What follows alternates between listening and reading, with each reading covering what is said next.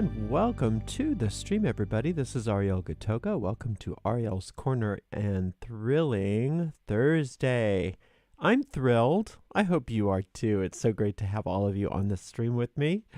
I do see the chat thread. If you do have any questions for me, just make sure you put my name in front of it so I don't miss it. That's the only reason why. Sometimes I miss it if it gets real busy here. And if for some reason I can't get to any questions or comments that you have, just join us on either our Facebook group or our online forum. And you can always find links for those things and all the other pertinent links in each and every video description. This is Thrilling Thursday. We are here doing magic streams 6 days a week, Tuesday through Sunday, 10:15 a.m. Pacific time. And I'm super happy to work with you today.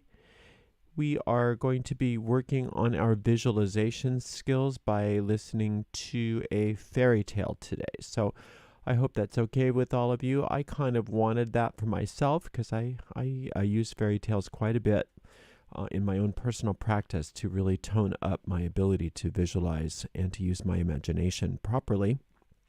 And that is one of the parts of the witch's pyramid that we have to make sure that we keep in pretty good shape if we expect to have any success in our magic. So we'll get to that in just a moment. If you love this channel and you'd like to give us some support, remember we do have a shop over at arielscornershop.com, arielscornershop.com. We hope that you take a look over there, and all of your shopping over on the affiliate side of the store, if you click on any of our Amazon affiliate links, that affiliate link stays active for 24 hours. So any other shopping that you do on Amazon, we do get a small commission off of all of those sales. So we really do appreciate your support in that regard. If you'd like to give us a straight up donation, you can do that by going to paypal.me/Ariel Gatoga, paypal.me/Ariel Gatoga. If you're watching live here on YouTube, you could use a super sticker or a super chat if you feel like giving a donation. If you're watching a restream, you could use a super thanks. We do appreciate your support. And let's see if we have anything going on here first before I get into this. See if anybody's got any questions or comments for me first, and then we will get right to it. Thank you to Dre and Chad, both of you, for being on here. Those are two moderators that are on here. If you see them with the little wrenches, they are Ariel's Corner moderators, and they are amazing at what they do. If you do have a conversation with me, just realize that if you don't have a wrench, I don't usually name you. I don't call you out by name, just to protect anonymity. That's why I'm not being rude to you. I'm just actually following my own policy about that.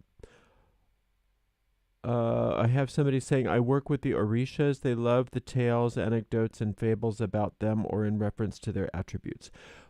Yeah, these you can look at the fairy tales that we read here metaphysically, but the purpose of it today is to tone up our ability to visualize. That is a much stronger visualization exercise than anything, is to read stories or listen to stories.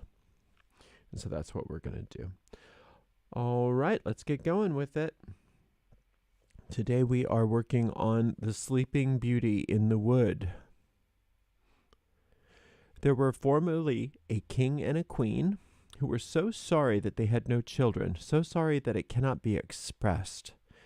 They went to all the waters in the world, vows, pilgrimages, all ways were tried, and all to no purpose. At last, however, the queen had a daughter. There was a very fine christening, and the princess had for her godmothers all the fairies that they could find in the whole kingdom, and they found 7, that every one of them might give her a gift, as was the custom of fairies in those days. By this means the princess had all the perfections imaginable. After the ceremonies of the christening were over, all the company returned to the king's palace, where was prepared a great feast for the fairies. There were placed before every one of them a magnificent cover with a case of massive gold, wherein were a spoon, a knife, a fork, all of pure gold, set with diamonds and rubies. But as they were all sitting down at the table, they saw come into the hall a very old fairy, whom they had not invited, because it was above 50 years since she'd been out of a certain tower, and she was believed to either be dead or enchanted. The king ordered her cover, but could not furnish her with the case of gold as the others, because they had only 7 made for the other fairies. The old fairy fancied that she was slighted, and muttered some threats between her teeth. One of the young fairies who sat by her overheard how she grumbled, and judged that she might give the little princess some unlucky gift. So this little fairy went as soon as they rose from the table, and hid herself behind the hangings, that she might speak last, and repair as much as she could the evil which the old fairy might intend. In the meanwhile, all the fairies began to give their gifts to the princess. The youngest gave for her gift that she might be the most beautiful person in the world, the next that she should have the wit of an angel, the third that she should have wonderful grace in everything she did, the fourth that she should dance perfectly well, the fifth that she should sing like a nightingale, the sixth that she should play all kinds of music to the utmost perfection. The old fairy's turn coming next, with the head shaking more with spite than age, said that the princess should have her hand pierced with a spindle and die of the wound. This terrible gift made the whole company tremble, and everybody fell crying. At this very instant the young fairy came out from behind the hangings, and spake these words aloud. Assure yourself, O king and queen, that your daughter shall not die of this disaster. It is true that I have no power to undo entirely what my elder has done. The princess shall indeed pierce her hand with a spindle, but instead of dying, she shall only fall into a profound sleep, which shall last 100 years, at the expiration of which a king's son shall come and awaken her. The king, to avoid the misfortune foretold by the old fairy, caused immediately the proclamation to be made, whereby everyone was forbidden on pain of death to spin with a distaff and a spindle, or to have so much as any spindle in their houses. About 15 or 16 years after, the king and queen being gone to one of their houses of pleasure, the young princess happened to one day divert herself in running up and down the palace. When going up from one apartment to another, she came upon a little room on the top of a tower, where a good old woman alone was spinning at her spindle. This good woman had never heard the king's proclamation against spindles. "What are you doing there, goody?" said the princess. "I'm spinning, my pretty child," said the old woman, who did not know who she was. "Ha!" said the princess. "This is very pretty. How do you do it? Give it to me, that I may see if I can do so." She had no sooner taken it into her hand, whether by being very hasty at it, somewhat unhandy, or that the degree of the fairy had so ordained it, it ran into her hand, and she fell down in a swoon. The good old woman, not knowing very well what to do in this affair, cried out for help. People came in from every quarter in great numbers. They threw water upon the princess's face, unlaced her, struck her on the palms of her hands, rubbed her temples with Hungary water, but nothing would bring her to herself.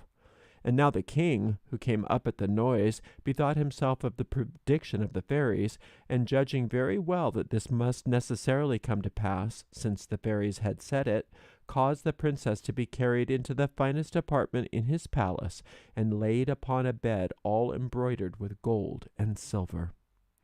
One would have taken her for a little angel, she was so beautiful, for her swooning away had not diminished one bit of her complexion. Her cheeks were carnation, her lips were coral, indeed her eyes were shut, but she could be heard to breathe softly, which satisfied those about her that she was not dead. The king commanded that she should not be disturbed, but let her sleep quietly until her hour of awakening was to come. The good fairy who saved her life by condemning her to sleep for 100 years was in the kingdom of Matakan, 12,000 leagues off, when this accident befell the princess. But she was instantly informed of it by a little dwarf who had boots of 7 leagues. That is, the boots which he could tread over 7 leagues of ground in one stride. The fairy came away immediately, and she arrived about an hour after in a fiery chariot drawn by dragons. The king handed her out of her chariot, and she approved everything he had done. But as she had very great foresight, she thought when the princess should awaken, she might not know what to do with herself, being all alone in this old palace, and this was what she did. She touched with her wand everything in the palace except the king and queen, the governesses, the maids of honor, the ladies of the bedchamber, the gentlemen, the officers, stewards, cooks, cooks, scullions, guards, with their beef-eaters, pages, footmen. She likewise touched all the horses which were in the stables, pads as well as others, the great dogs in the outward country, the pretty little Mopsy too, the princess's little spaniel which lay beside her on her bed. Immediately upon touching them, they fell asleep, that they might not awaken before their mistress, and that they might all be ready to wait upon her when she wanted them. The very spits at the fire, as full as they could hold of partridges and pheasants, did fall asleep also. This was all done in a moment. Fairies are not long in doing their business. And now the king and the queen, having kissed their dear child without waking her, went out of the palace and put forth a proclamation that no one should dare come near it.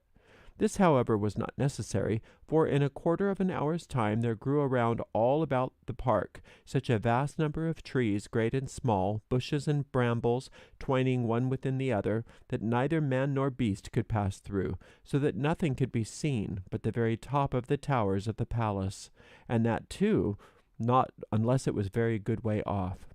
Nobody doubted but the fairy gave herein a very extraordinary example of her art, that the princess, while she continued sleeping, might have nothing to fear from any curious people.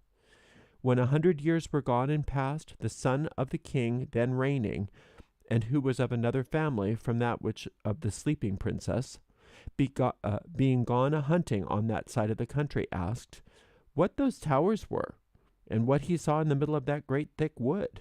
Everyone answered according to what they had heard. Some said, "Oh, that was a ruinous old castle, haunted by spirits." Others, that a sorceress and witches of the country kept their Sabbaths going there at night.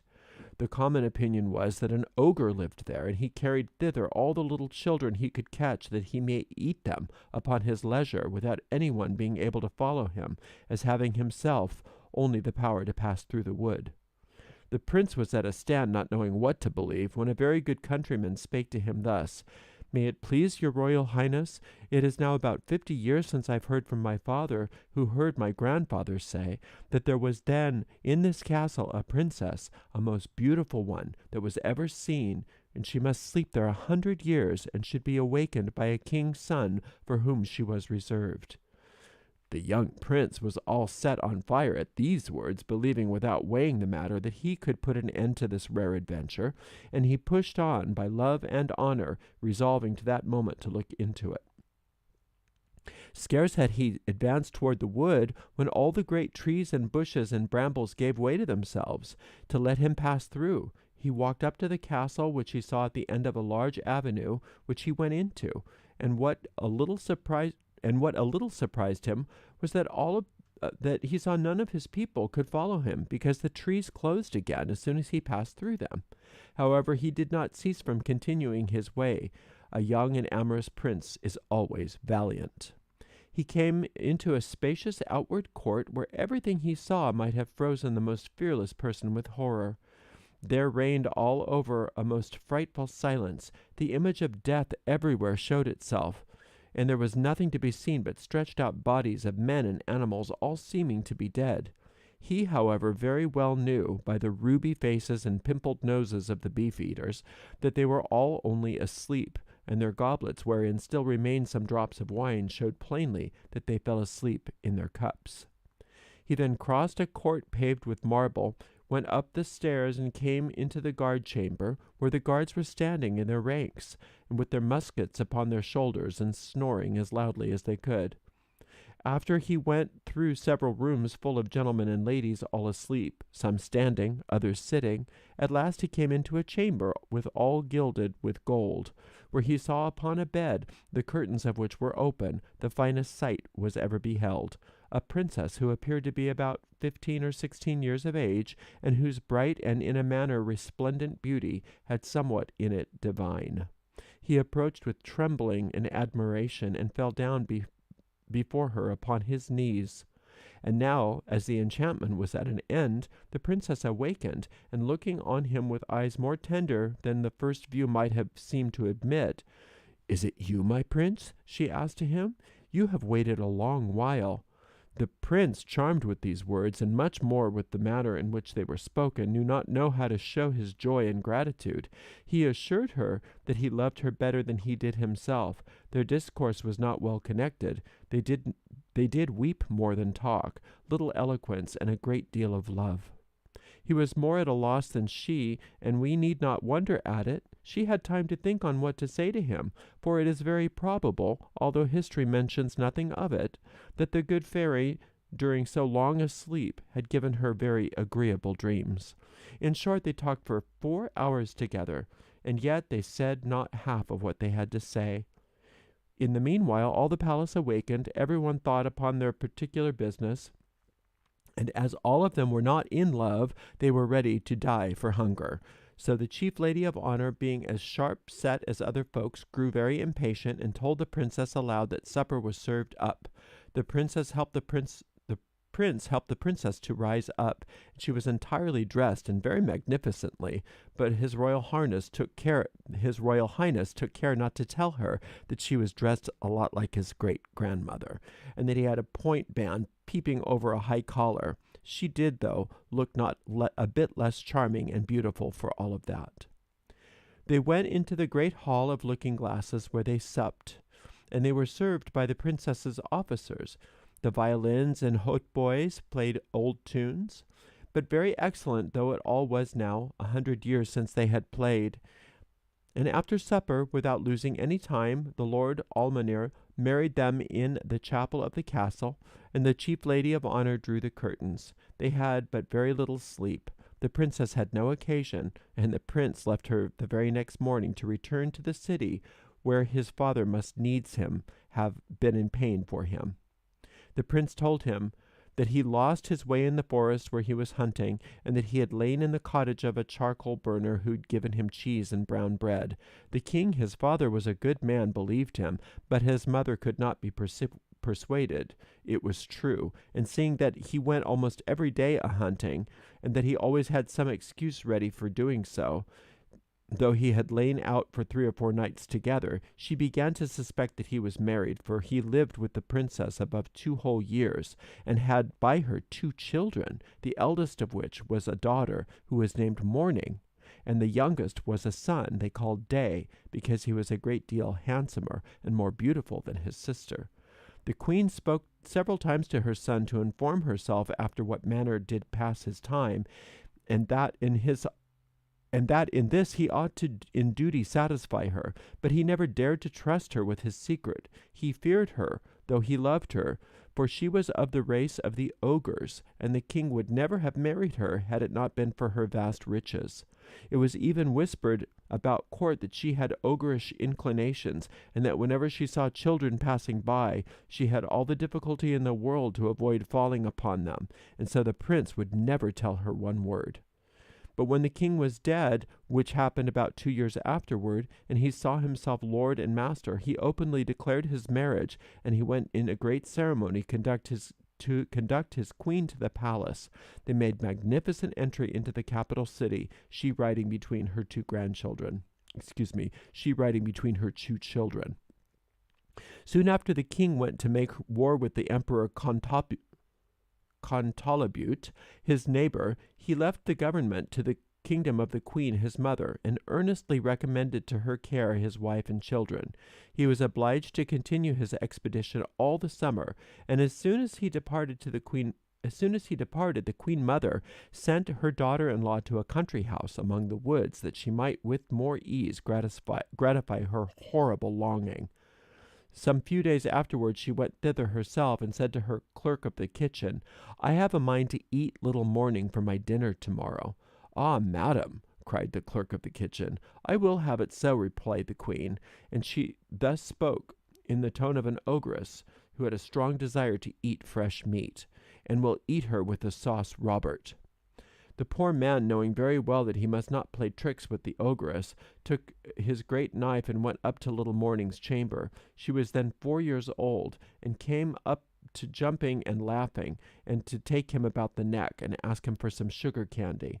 upon which he began to weep. The great knife fell out of his hand, and he went out into the backyard and killed a little lamb, dressed it with such good sauce that his mistress assured him that she'd never eaten anything so good in her life. He had the same time taken up little Morning and carried her to his wife to conceal her in the lodging he had at the bottom of the courtyard. About 8 days afterward, the wicked queen said to the clerk of the kitchen, "I will now sup on little Day." He answered not a word, being resolved to cheat her as he had done before. He went to find the little boy Day, and saw him with a little foil in his hand, with which he was fencing with a great monkey, the child being then only 3 years of age. He then took him up in his arms, carried him to his wife, that she might conceal him in the chamber along with his sister, and in the room of little Day cooked up a young kid, very tender, which the ogress found to be wonderfully good.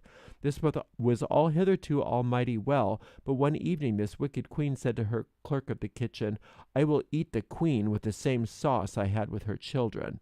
It was now that the poor clerk of the kitchen despaired of being able to deceive her. The young queen was turned of 20, not reckoning the 100 years she had been asleep, and how to find in the yard a beast so firm was what puzzled him. He took then a resolution that he might save his own life to cut the queen's throat, and going up into her chamber with intent to do it at once, he put himself into a great fury, as he possibly could, and came into the young queen's room with his dagger in hand. He would not, however, surprise her, but told her with great deal of respect the orders he had received from the queen mother. Do it, she said, stretching out her neck. Execute the orders, and I shall go and see my children, my poor children, whom I so loved. For she then thought them dead, ever since they had been taken away without her knowledge.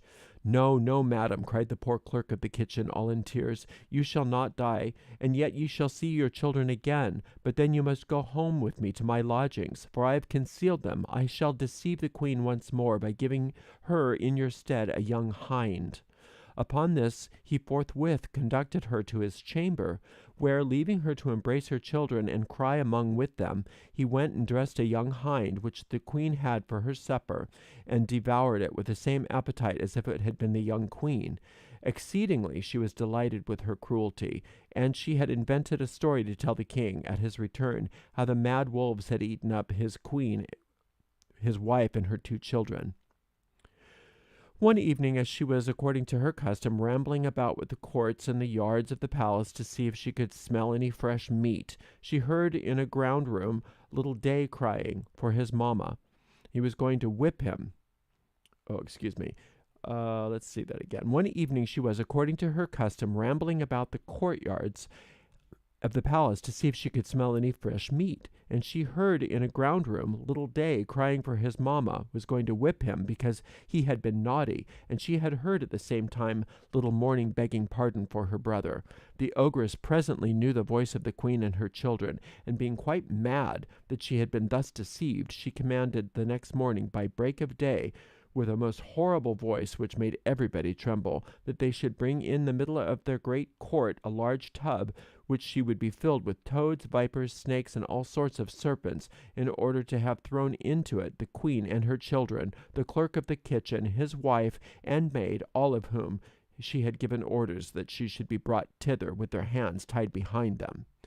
They were brought out accordingly, and the executioners were just going to throw them in the tub when the king, who was not so soon expected, entered the court on horseback, for he came post, and asked with utmost astonishment what was the meaning of this horrible spectacle. No one dared tell him, when the ogress, all enraged to see what had happened, threw herself head foremost into the tub, and was instantly devoured by the ugly creatures she had ordered to be thrown into it for others. The king could not but be very sorry, for she was his mother, but he soon comforted himself with his beautiful wife and his pretty children. The end. Well, that's a little different than the Disney version. I hope that was helpful for everybody to tone up their ability at visualizing. Let's see if I have any kind of questions here. I adore all of you. Thank you so much for being here. It doesn't look like we have any questions.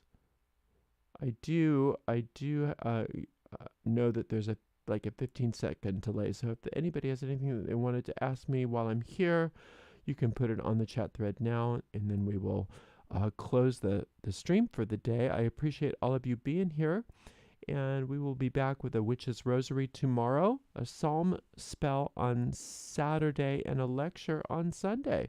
All right. Well, thank you so much for being here, and thank you to Dre for all of your amazing help in moderating this stream. I appreciate you, and Chad as well for being here. I thank you all so much, and we will see you tomorrow, I hope. Much, much love, and many, many blessings.